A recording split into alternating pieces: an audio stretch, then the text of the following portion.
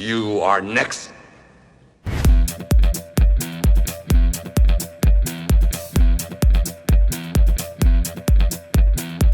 Bolo Yeung is a Chinese actor, bodybuilder, director, and producer.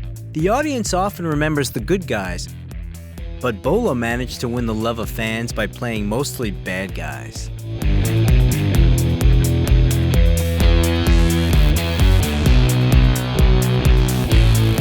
Bolo Yeung, where is the Chinese Hercules now?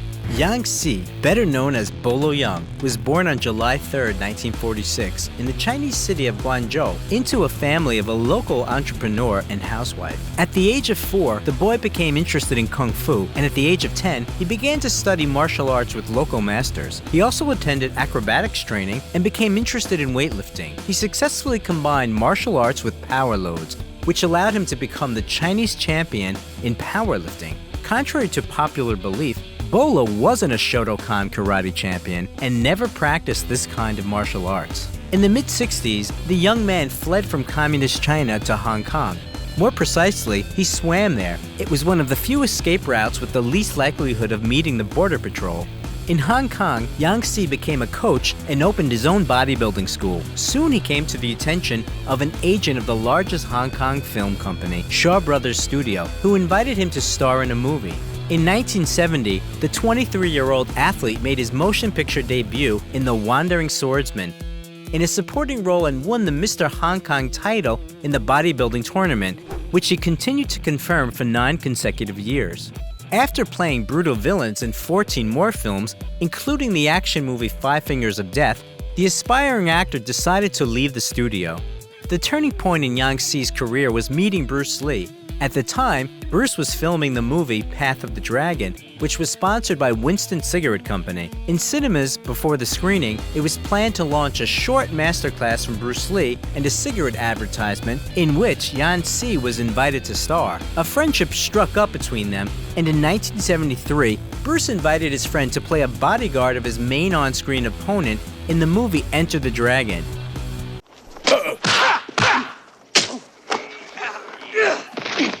It was in this film that Yang Si played a character named Bolo, which he later chose for his stage name. In this movie, Bolo Yeung didn't fight Bruce Lee. He promised to put up a fight in the next film, which was to be Game of Death, but Bruce Lee died 6 days before the premiere of Enter the Dragon. The release of the action movie Chinese Hercules followed. Well, in that case, what do we do with them? We kill them. And dump them.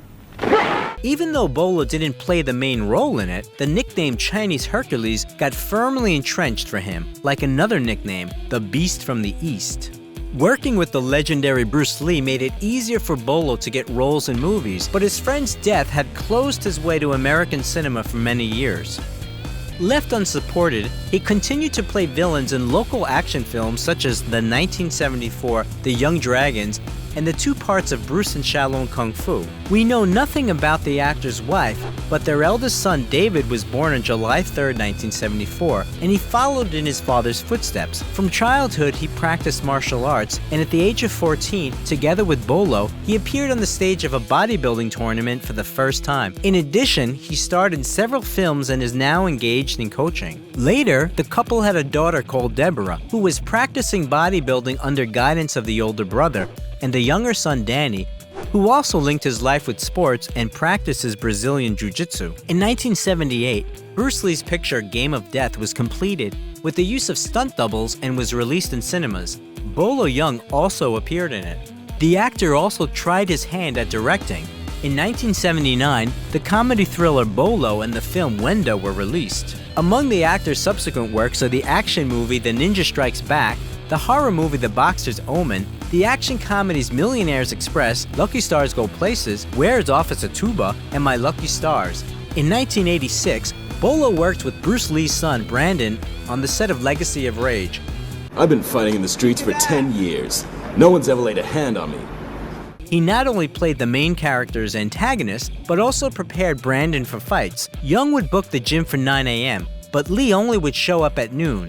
Lee was reluctant to exercise. He only did it because the producers asked him to. While acting in movies, Bolo Yeung repeatedly became the champion of Southeast Asia in Kempo from the late 70s to the late 80s. Even in the 90s, he still successfully participated in competitions. Bolo Yeung became world famous by the action movie Bloodsport, released in 1988, in which he played the main villain named Chang Li. Very good. But break, not hit back. On the set, he met the actor Jean-Claude Van Damme, who had always been a fan of Bolo. Although critics gave the film negative reviews, the audience received it well, and the career of the 42-year-old actor got a second wind. Bloodsport gave the actor access to the roles of the main negative characters in action films Blood Fight, Breathing Fire, Tiger Claws, Fearless Tiger, and Ironheart. In 1991, Van Damme invited Yeung to play his rival in the film Double Impact, offering a fee of $25,000. Where are the twins? Fuck you. Stop! They've gone. They've left the island. She lies. 20 years later, Jean-Claude's son surprised his father by inviting Bolo to dinner, and they gladly revisited the times when they worked on the set together 15 hours a day. Bolo constantly mentions in interviews that the role of a villain entrenched in him doesn't embarrass him. Nevertheless, there are several roles of good guys in the actor's filmography. In 1993, he played in the fantastic action movie TC-2000, and also appeared as Master Shingo in the films Shoot Fighter, Fight to the Death, released in 1993, and Shoot Fighter 2, 1996. You want to press charges, we'll meet you in court. Now, get out. Relax. Also in 1996, Yeung starred in another action movie, Tiger Claws 2, after which he had a career break.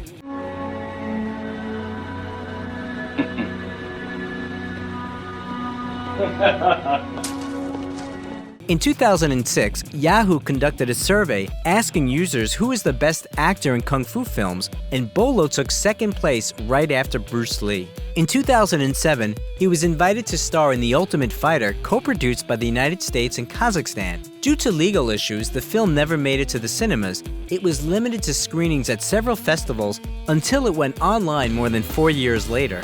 In 2008, Bolo officially announced that he was leaving his work in the cinema, but after that, he nevertheless starred in 2 more films made in Kazakhstan. In 2011, Bolo Yeung came to Russia at the invitation of a fitness club. He had visited Moscow earlier in the 90s and announced work on a joint picture, but the project was never implemented. Bolo also appeared in an episode of the documentary project Jean-Claude Van Damme Behind Closed Doors. It is worth noting that Yeung has also appeared in several documentaries about Bruce Lee. In 2016, the actor played a cameo role in Diamond Cartel and appeared in the action-adventure movie The Whole World at Our Feet a year earlier. Bolo is currently the chairman of the Hong Kong Gym Business Association and the team manager of the Tapai International Bodybuilder Squad. He also conducts master classes, celebrity stakeouts, and autograph sessions. He begins every morning with a 2-hour workout, doesn't smoke or drink alcohol. The fortune of 74-year-old Bolo Yeung is estimated at $1.5 million and mainly accounts for real estate. Since 2018, the actor has been living in Monterey Park, California, in a 2-story house with 5 bedrooms and 4 bathrooms. On the ground floor, there is a dining room with an elegant chandelier and a large open kitchen with a dining area leading to a living room with a fireplace. There are 3 more bedrooms on the 2nd floor, and there is a seating area in the backyard with a gazebo and a fountain. The garage has space for 4 cars, but only one of Bolo's cars is known to the public. It's the $49,000 Audi A3 convertible. Amiable in common life, Bolo Yeung always knew how to bring the feeling of a real threat on the other side of the screen. He tried to make people see martial arts as something more than just a circus, and once said that a real professional should make one move which will be watched breathlessly. What is your favorite movie with Bolo Yeung? How Michael Douglas lives and how much he earns. Michael Kirk Douglas was born on September 25, 1944, in the young acting family of Kirk Douglas and Diana Dill. The boy was born in New Brunswick, New Jersey, but soon the family moved to New York. 2.5 years later, Michael had a younger brother, Joel. The family lived in a 1-room apartment in the Greenwich Village area. Right now, our hero is called the heir to the show business's royal dynasty, but back then, his parents were just starting their careers. Kirk spent most of his time in California filming under a studio contract, and his marriage with Diana couldn't withstand it. Michael's parents divorced when he was 6 years old, and he stayed with his mother. 7 years later, she remarried. Stepfather became the first adult Michael could talk to about anything, and thanks to whom the young man felt confident for the first time. But at school, none of the teachers could restrain his violent temperament. Even though Michael studied well, he skipped classes and talked back to the teachers. For some time, the young man worked at a mobile gas station. Some days he was an employee of the month, and other days he would track cars and steal spare parts from them with his friends. In addition to his stepfather, the authority for Douglas Jr. was his father, who managed to become a movie icon for the whole of America. Michael was so impressed by Kirk's films and the time spent with him on the set during the summer holidays that he also wanted to become an actor. He often asked his father which doors to knock on to break into Hollywood, but he was categorically against his son's choice of profession. However, when Michael enrolled at the University of California as a dramatic arts major and played in theatrical productions, Kirk came to his son's every performance, no matter how busy he was. At university, Douglas became friends with Danny DeVito, who later became his flatmate. They rented an apartment in New York for $150 a month. At the same time, the young man earned a living by delivering coffee at the cinema and working behind the scenes. Nevertheless, Kirk contributed to the beginning of his son's acting career. Together, they starred in and produced the 1966 film Cast a Giant Shadow. The following roles came only several years later. In the late 60s, early 70s, Douglas starred in several TV series and films such as Hail Hero and Summer Tree. On the set, the young man met a young promising actress, Brenda Vaccaro. The couple was inseparable for 6 years, living like hippies and vowing eternal love to each other. Michael calls this time the most wonderful in his life. But the relationship ended abruptly. Brenda just got in the car and left. The young actor's first significant work was the role of an inspector in the TV series The Streets of San Francisco, which he received in 1972 and played for 5 years. I've got 2 eyewitnesses. What did they see? Police brutality. Oh, come on now. Joe Landers? Look, he may be a little hard-nosed, but he never manhandled anybody. I don't buy that. All right, did they see the gun go off? Not who was holding it, no. His partner on the set was Kirk Douglas' friend Carl Malden. He called Michael the son he never had and insisted on his participation in the project. Interestingly, even after moving to Hollywood, Michael continued to pay his part of the rent while DeVito remained in New York. Also in 1972, our hero appeared in the films When Michael Calls and Napoleon and Samantha. The latter has become a classic of American children's films. Later, Douglas was caught up with the work behind the scenes. He directed one of the episodes of Streets of San Francisco and began working on the film adaptation of Ken Kesey's novel One Flew Over the Cuckoo's Nest. The rights to the film adaptation belonged to Kirk, but he abandoned the hope of implementing the project, so he handed them over to his son. The film surpassed all expectations, winning 5 Oscars and bringing fabulous profits to the Douglas dynasty. Since then, our hero has acted as a producer in many films in which he starred. In 1977, Michael married the daughter of an Australian diplomat, Deandra Luker, and a year later they had a son, Cameron. According to both spouses, their life together was like a volcano. It subsided for a while, then erupted with terrible force. And there were a lot of infidelities. Deandra said in an interview that she once caught her husband with her friend, but each time she forgave him. In 1978, the thriller The China Syndrome was released. Douglas's payout in which amounted to $262,000. For his next film, the sports drama Running, Michael trained a lot and ran about 55 miles a week. In addition, he stopped smoking 2 packs of cigarettes a day and lost almost 13 pounds. Then, the movie It's My Turn came out, but a successful career had to be put on pause for several years. In 1980, Douglas was seriously injured at a ski resort and returned to the screens only in 1983 with the crime thriller The Star Chamber. It then became widely known, unlike his next work, the adventure film Romancing the Stone. Michael, who also became the producer, bought the script for $250,000. And as a result, the box office around the world exceeded $85 million. Oh, God damn it, what a ride, huh? telling you, this has turned out to be one hell of a morning. Equally successful was the sequel titled The Jewel of the Nile in 1985, although Douglas took part in the sequel without much desire. Soon, the musical A Chorus Line was released on the screens, and in 1987, the world saw two hits at once, Fatal Attraction and Wall Street.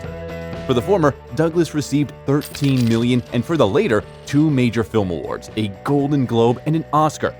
In addition, the role of the stock market shark and concurrently the main villain ironically inspired many people to make a career in economics and the stock market. In 1989, Michael presented to the audience the crime thriller Black Rain and the comedy The War of the Roses. In the latter, he worked with his friend Danny DeVito. Then, he produced several films, including the action movie with Jean-Claude Van Damme, Double Impact, and starred in the military drama Shining Through. But the absolute hit of 1992 was the thriller Basic Instinct, for which Douglas received $15 million. My sex life's actually pretty shitty since I stopped seeing you. Started developing calluses. According to Michael, shooting the sex scene with Sharon Stone was torture because they had to repeat the choreography for 10 hours of the shooting day for 5 days in a row. In addition, the actor forbade shooting himself naked from the front. By the way, he performed almost all the car stunts on his own.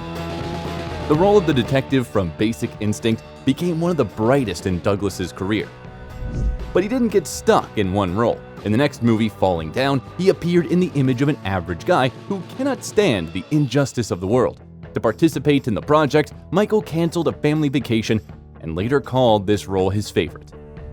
Then, the actor added several roles to his filmography in the films Disclosure with a payout of $12 million and American President. While working on the latter, Douglas discovered a distant relationship to U.S. President Richard Nixon and both Bush, and the payout amounted to $15 million. His intuition for hits didn't let the actor and producer down. Each of his next projects was a great success. For example, the adventure film The Ghost and the Darkness and the thrillers A Perfect Murder and The Game, for each of which Michael received $20 million. Oh, no, you've got to be kidding. What is happening? This is what I was trying to explain to you. This is a game. Meanwhile, big changes were taking place in his personal life. Since the mid-90s, their marriage with Deandra was a conformity, and they just couldn't agree on the terms of the divorce. Even the marriage contract didn't make the task easier because Deandra wanted to increase the amount of compensation and Michael wanted to reduce it. At the same time, he was invested in a new relationship. In 1998, at the screening of The Mask of Zorro, he saw Catherine Zeta-Jones and was so fascinated by her that he immediately declared his desire to become the father of her children. Later, the actress would admit that she immediately fell in love with him, but didn't want to have an affair with the taken man. However, 6 months after they met, they would spend hours on the phone talking about everything in the world. After that, the relationship developed rapidly. On New Year's Eve of 1999, Catherine was already pregnant, and Michael offered his beloved a long-prepared ring with a 10-carat diamond surrounded by 28 smaller stones. Its cost is estimated from $1 to $2 million. The actor's first wife then, without sarcasm, told reporters that he would have to change his religion to one where polygamy is allowed. But Douglas was already ready to agree to all Deandra's conditions. So in 2000, he paid her $45 million and left her a mansion in Beverly Hills, as well as half of the estate in Majorca.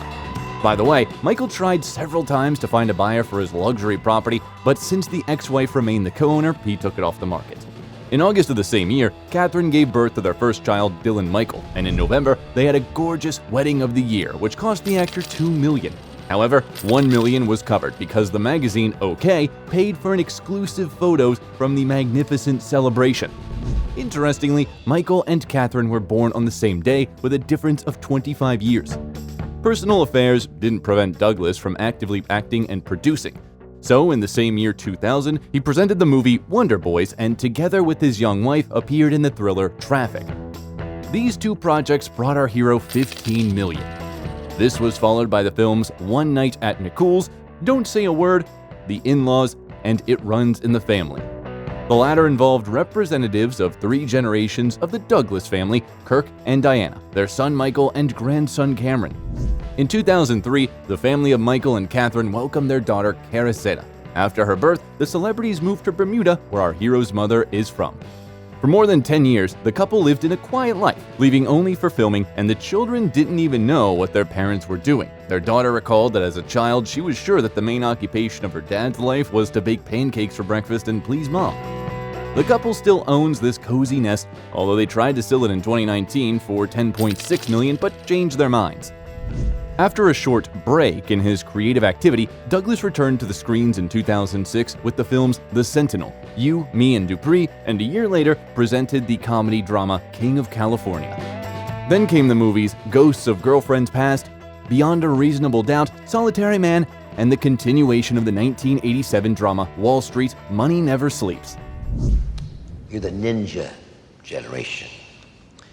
No income, no job, no assets. You got a lot to look forward to.